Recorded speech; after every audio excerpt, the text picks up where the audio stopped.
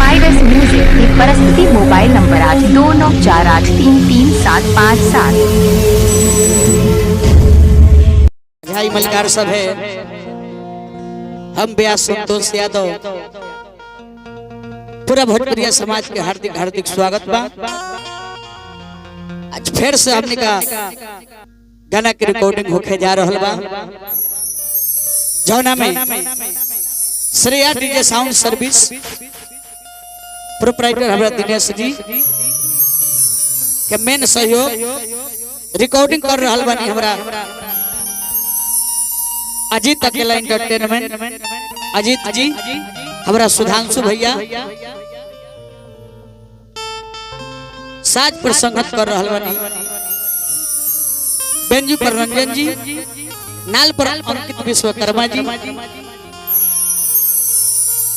जोरी पर हमरा राजा राम कुमार जी, पैड पर नितेश बबुआ, हमने के साथे नृत्यांगना बानी हमरा कोमल मंडल जी हमने के बीच उपस्थित बानी। तो चलते चलते एगो माता रानी के दरबार में लेके जाके कहले कि माई, लइका जाके कहले कि माई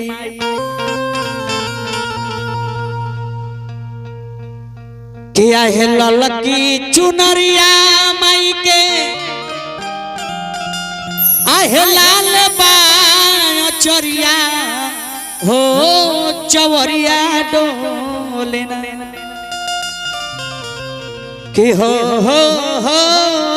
चवरिया रे डोले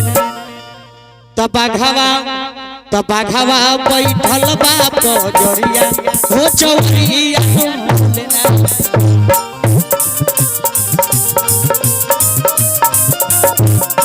तबाघवा बैठल बाप जरिया हो चवरिया डोले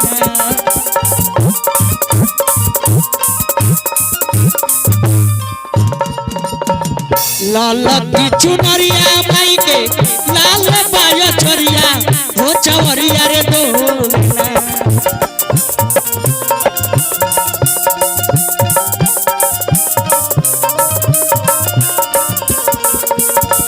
लाल की चुनरिया माई के लाल बाया छोरिया हो चवरिया डोले तबाघवा बैठल बाप जरिया हो चवरिया डोले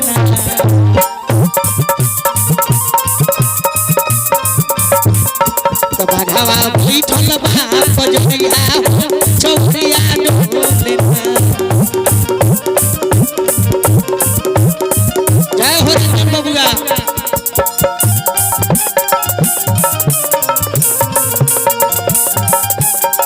वाह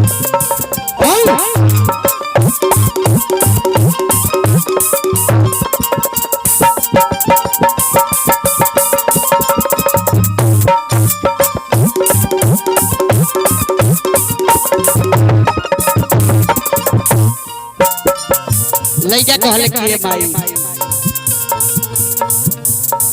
रोज हमरा दूरा पर आइले लेकिन हमरा पर नजर कहियो नहीं फेरत।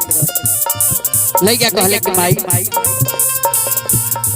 होते सवेरे माई मंदिर पर आइले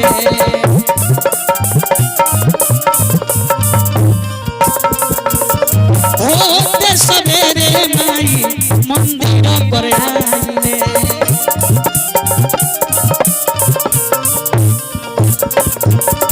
गैया के घिउआ में दिया नजर आइले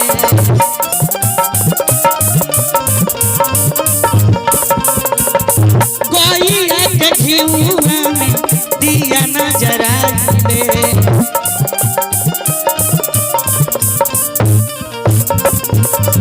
लाल की चुनरिया माई के लाल बाया छोरिया हो चवरिया रे डोले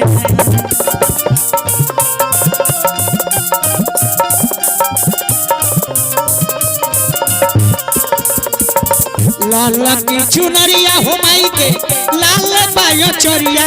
हो चवरिया डोले तबाघवा बैठल बाप जरिया